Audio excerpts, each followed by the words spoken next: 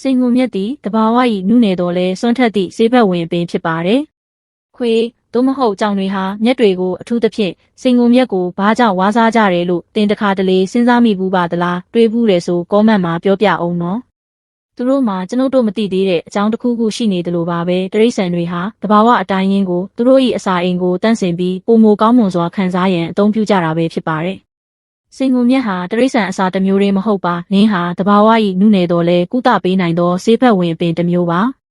နင်းဟာခန္ဓာကိုယ်ထဲကအဆိပ်တောက်တွေကိုဖယ်ရှားပေးခြင်းအစာခြေစနစ်ကိုကူညီအားပေးခြင်းရောင်ရမ်းမှုကိုလျှော့ချပေးခြင်းအဖျားကျစေခြင်းဒဏ်ရာတွေကိုကျက်စေရန်ကူညီပေးခြင်းကိုလက်စထရောကိုညီမျှစေခြင်းနှင့်ကိုယ်ခံအားစနစ်ကိုမြင့်တင်ပေးခြင်းစတဲ့အကျိုးကျေးဇူးတွေရှိပါတယ်ခုလိုကျန်းမာရေးဗဟုသုတဆေးနည်းလေးတွေတင်ပေးနေလို့လိုက်ဖောလို့ share လေးပေးခဲ့ပါဦး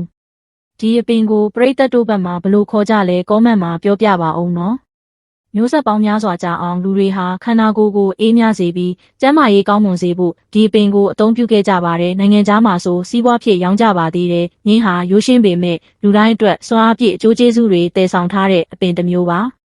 အသုံးပြုနိုင်ဖို့ပြင်ဆင်ရန်စိန်ငုံမြက်ကိုမြေကြီးနှင့်ဖုံမှုန့်တွေဖယ်ရှားရန်တေချာစွာဆေးကြောပါအာဟာရဓာတ်တွေမပြတ်ပြဲစေဖို့နေအောင်ကြီးတိုက်ရိုက်ကြရောက်သောနေရာမဟုတ်ပဲအရိပ်ထဲမှာ6တွေ့အောင်ဆွဲပြီးလှမ်းထားပါအချောက်လွန်ပြီးကျွတ်ဆက်သွားတဲ့အထိ3ရက်မှ4ရက်ခန့်ထားပါအစိမ်းရောင်ဟာအနှဲငယ်မှိန်သွားတာကိုသတိပြုမိပါလိမ့်မယ်ဒါဟာနင်းသိမ့်စီရန်အစဉ်သင့်ဖြစ်နေပြီဆိုတဲ့အချက်ပြတာပါ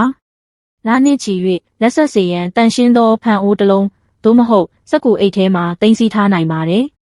တောက်သုံးဖို့အစဉ်သင့်ဖြစ်ပါကရေနွေးစုထဲသို့အနှဲငယ်ထည့်ပြီးတက်တောင့်တက်တာရှိသောဆေးဘက်ဝင်လက်ဖက်ရည်တစ်ခွက်အဖြစ်ချက်လုပ်နိုင်ပါတယ်။ရင်းဟာပေါ့ပါပြီးတဘာဝအတိုင်းရှိကတင့်ခန္ဓာကိုယ်အတွက်ကျေးဇူးပြုမှုတွေနဲ့ပြည့်နေပါတယ်။တိရစ္ဆာန်လေးတွေတောင်ရင်းရဲ့လှို့ဝှက်ချက်ကိုသိကြပါတယ်။အခုတော့ကျွန်ုပ်တို့ကလည်းရင်းကိုတင့်တော်စွာအသုံးပြုဖို့အချိန်ရောက်ပါပြီအခုလိုအဆုံးထိကြည့်ပေးလို့ကျေးဇူးပါမိတ်ဆွေတွေကျမ်းမာရေးဗဟုသုတရားခဲ့တယ်ဆို like follow share လေးလုပ်သွားပါကျေးဇူးပါ